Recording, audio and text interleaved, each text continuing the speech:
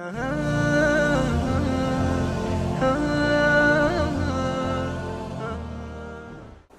باتیں ساری پہلے ہو چکی ہیں، میں دہرا رہا ہوں کہ یہ بہت اہم مضمون ہے اور اس میں تباہی آئی ہوئی ہے، اور شریعت نے جتنے رشتے بتائے ہیں ان تمام رشتوں میں سب سے بڑا رشتہ خامند اور بیوی ہے۔ والدین کا بھی اتنا اہمیت قرآن نے نہیں بیان کی، بہن بھائیوں کی اتنی اہمیت بیان نہیں کی کہ والدین کے لیے چند آیات، بہن بھائیوں کے لیے چند آیات، باقی رشتوں کے لیے چند آیات، اور خامند بیوی کے لیے سینکڑوں آیات ہیں، سینکڑوں۔ قرآن بھرا پڑا ہے کہ یہ رشتہ بچ جائے، چونکہ باقی رشتے ٹوٹتے نہیں، یہ ٹوٹ جاتا ہے۔ میرا باپ سے رشتہ، میری اطاعت اور فرمان برداری ہو یا نافرمانی ہو، میں اپنے باپ کا بیٹا ہوں۔ میں اپنی ماں کو تنگ کرتا ہوں یا خوش رکھتا ہوں، میں اپنی ماں کا بیٹا ہوں، یہ رشتہ نہیں ٹوٹتا۔ میری بھائی سے لڑائی ہے یا صلح ہے، یہ رشتہ نہیں ٹوٹتا، لیکن خامند بیوی کا رشتہ ٹوٹ جاتا ہے، ایک بول پہ ٹوٹ جاتا ہے۔ تو ایک بات رہ گئی تھی کہ لباس آدمی اپنی پسند کا خریدتا ہے۔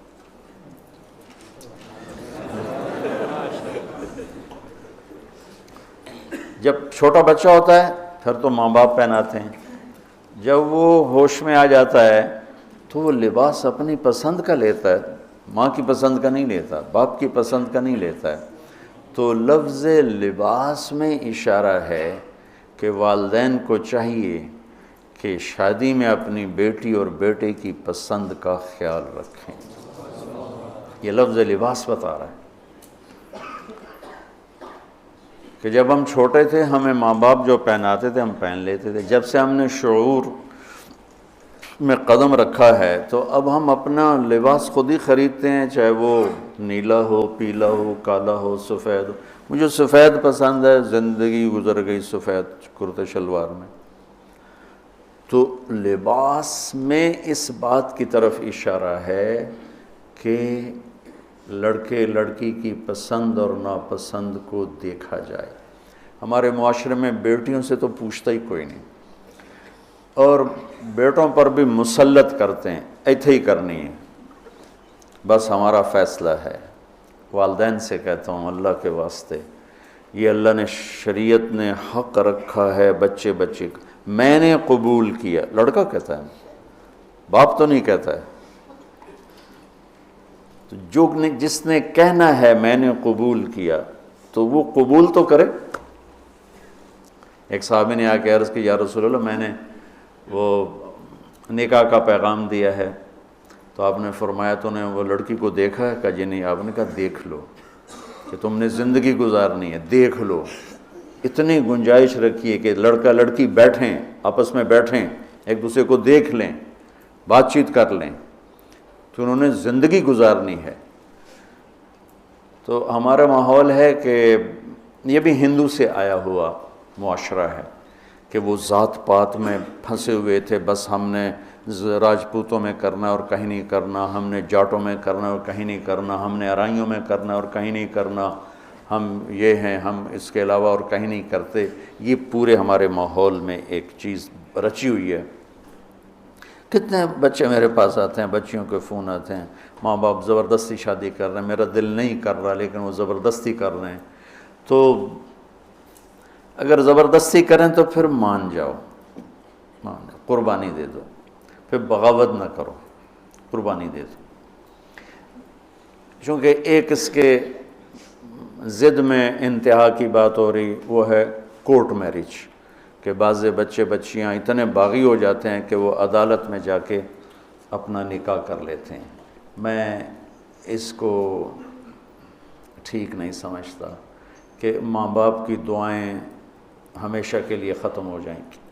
ماں باپ زیادتی کرنے پر آ گئے ہیں، مان جاؤ اور اللہ سے مانگو، اللہ پاک اس میں آپ کے لیے بہتری کی شکلیں بتائے گا۔ اس کیمرے کے ذریعے سے لوگ جو سن رہے ہیں، سارا ملک تو نہیں سن رہا ہے لیکن جو سن رہے ہیں، یہ شادی بچے کا معاملہ ہے، بچی کا معاملہ، اللہ کے واسطے پوچھا کرو، پوچھے بغیر کرنا زیادتی ہے۔ میرے نبی کی حدیث سناتا ہوں، ما تزوجت وما زوجت الا بوحی من السماء نزل به جبریل، میں نے شادی کی یا بیٹی کی شادی کی، پہلے آسمان سے وحی آئی، جبریل آئے، پیغام لائے، حکم لائے، پھر میں نے یہ کام کیا۔ ٹھیک۔ حضرت علی رضی اللہ تعالیٰ عنہ پیغام لے کر آئے ہیں۔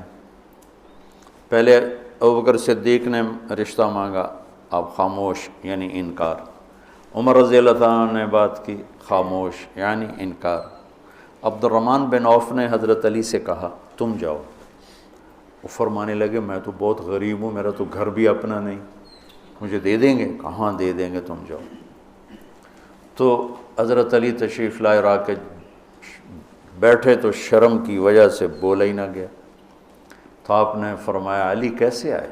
وہ چپ۔ اب آپ کو تو پتہ تھا علی کیسے آئے، آپ تو اندر دیکھ رہے ہیں۔ تو آپ نے فرمایا لگتا ہے تم فاطمہ کے رشتے کے لیے آئے ہوگے؟ کہا جی ہاں۔ تو آپ نے کہا انشاءاللہ، اور یہ کہہ کر اٹھ گئے۔ تو حضرت علی باہر تشریف لے کے، صحابہ کھڑے ہوئے تھے انتظار میں، کیا ہوا؟ تو فرمایا انکار ہو گیا۔ کہنے لگے کیسے؟ کہا کچھ بولے ہی نہیں۔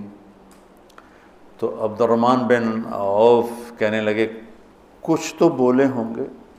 کہا بس انشاءاللہ کہا تھا۔ کہا تو پھر بس مبارک ہو گیا کام۔ تو حضرت علی نے پوچھا وہ کیسے؟ کہا اس لیے کہ نبی کا انشاءاللہ ہاں ہوتا ہے، لہذا تیرا کام ہو گیا۔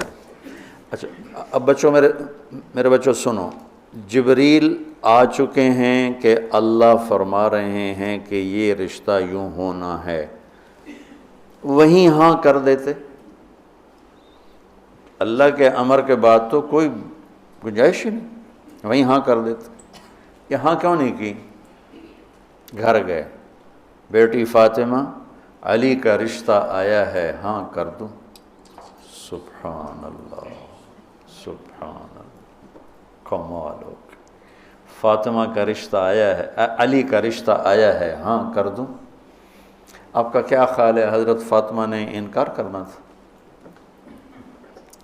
جنت کی سردار، نبی کے جگر کا ٹکڑا، وہ انکار کرتے ہیں؟ یہ تو آج کی بچے ہماری بیچاری چپ کر کے بیٹھ جاتی ہے، اچھا جی میں تھوڑی مرضی۔ اور وہاں ہمیں تو پتہ نہیں کہ وہی کیا ہے، یہاں تو وہی آ چکی ہے کہ علی اور فاطمہ کی جوڑی آسمان پہ طے ہو چکی ہے۔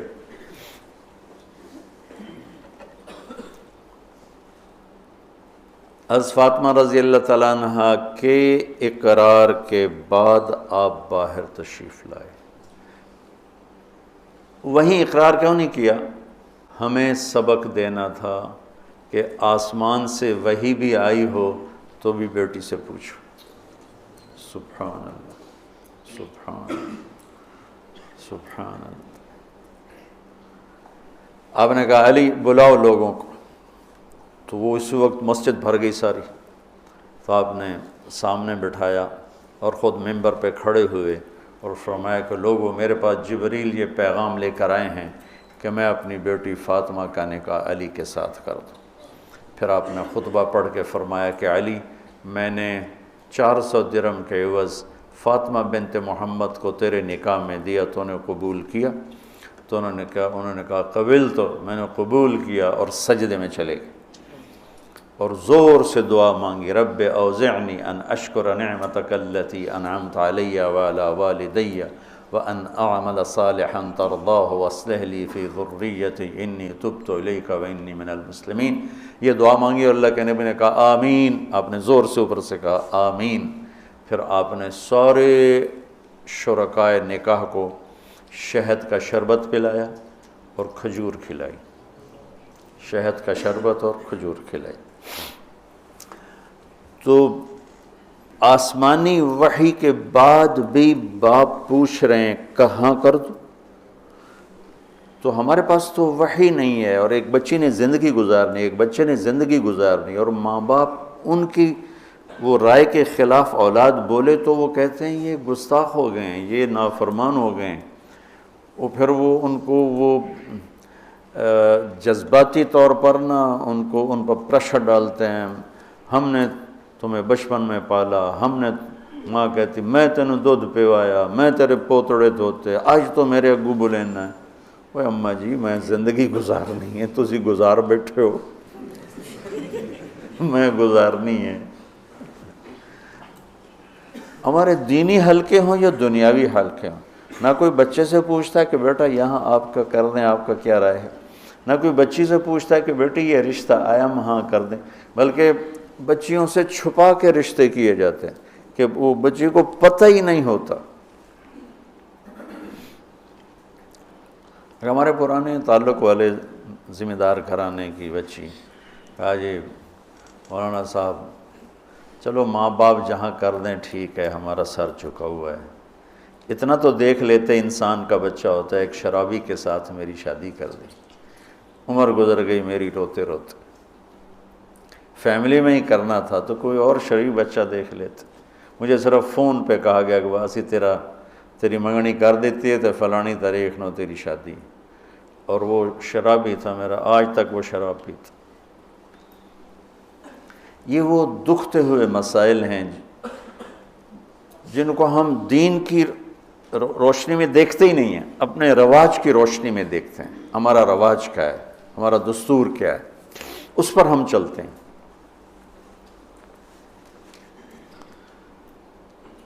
تو میرے نبی نے ہم عمر سے شادی کی، سودا،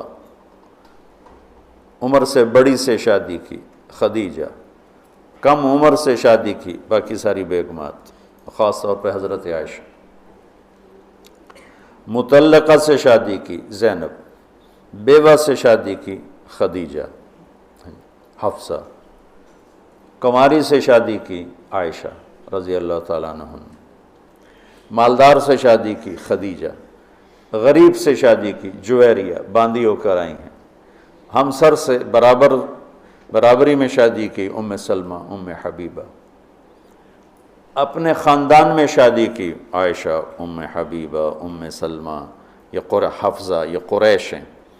خاندان سے باہر قوم میں شادی کی جویریہ، میمونہ، قوم سے بھی باہر یہود میں شادی کی صفیہ رضی اللہ تعالیٰ عنہا۔ یہ کتنی نسبتیں ایک عورت کی بن سکتی ہیں، ان سب میں میرے نبی نے شادی کی۔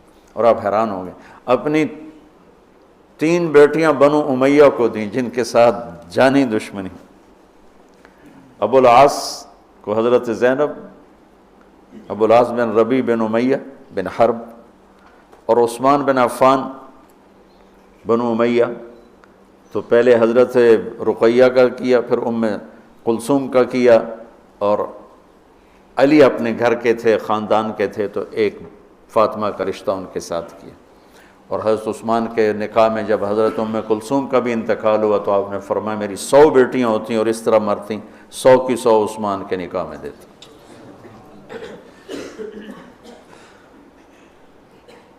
یہ معاشرت کے احکام کو اللہ روزے کے درمیان لے کر آئے، اوپر بھی روزہ ہے، نیچے بھی روزہ ہے، اور اس کے بیچ میں اللہ تبارک و تعالی ہمیں یہ دکھا رہا ہے کہ معاشرت عبادات کی طرح ہے، عبادت کی طرح ہے۔ معاشرت خوبصورت نہیں ہوگی تو ہمارا دین خوبصورت نہیں ہوگا۔